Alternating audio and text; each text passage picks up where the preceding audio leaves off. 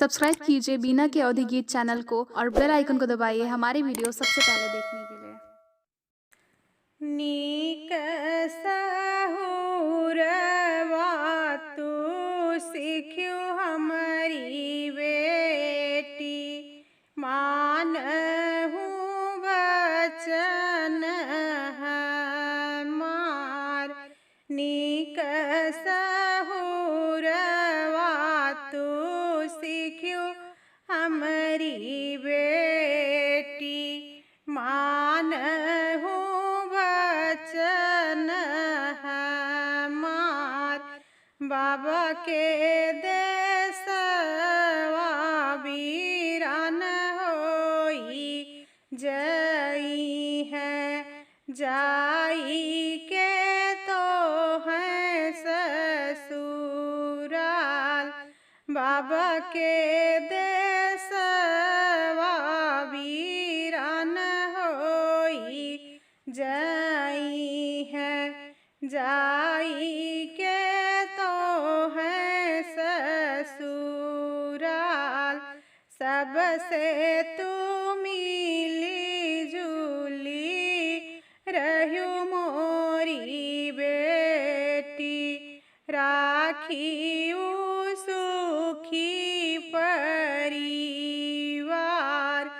सबसे तू मिली जुली रहु मोरी बेटी, राखियु सुखी परिवार। केहू के बतिया के मन से जिन लगायु, जिनकी हूँ केहू से तकरार। केहू के बतिया के मन से जिन लगायु, जिनकी हूँ केहू से तकरार। इहे सहुरवा बेटी काम तोहरे आई है, जिंदगी होई है बेड़ा पार।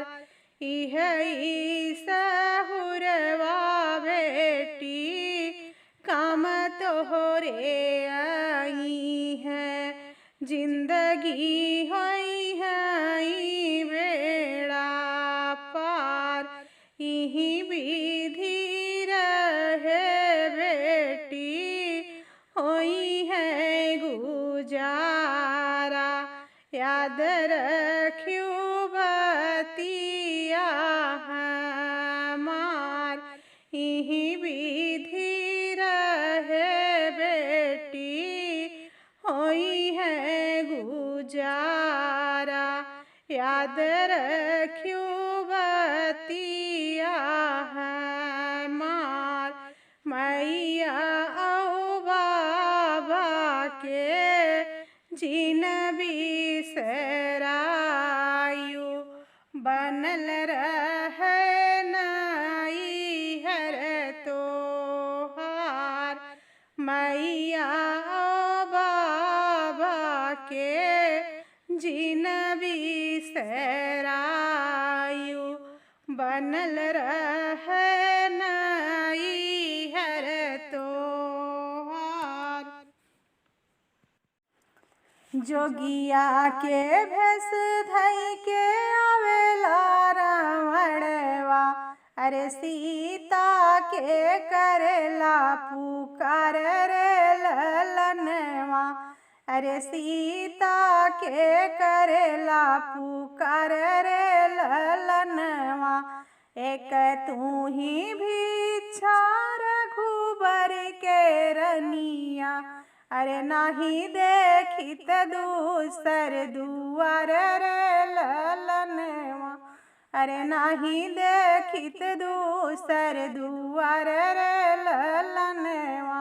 एतनी बचन जब सुनी है सीता, अरे जोगिया के भिक्षा देई जाई रे ललनवा। अरे जोगिया के भिक्षा देई जाई रे ललनवा। एक पैर बहरे हो दूसर पैर भीतर। अरे हंसा पे रावण बैठावई रे ललनवा। अरे हंसा पे रावण बैठावई रे ललनवा। इतनी बचन जब सुन ले जटायु। अरे चोंच पंख कइले लड़ाई रे ललनवा। अरे चोंच पंख कइले लड़ाई रे ललनवा। जोगिया के भेष धई के आवेला रावणवा। अरे सीता के करेला पुकार रे ललनवा। अरे सीता के करेला पुकार।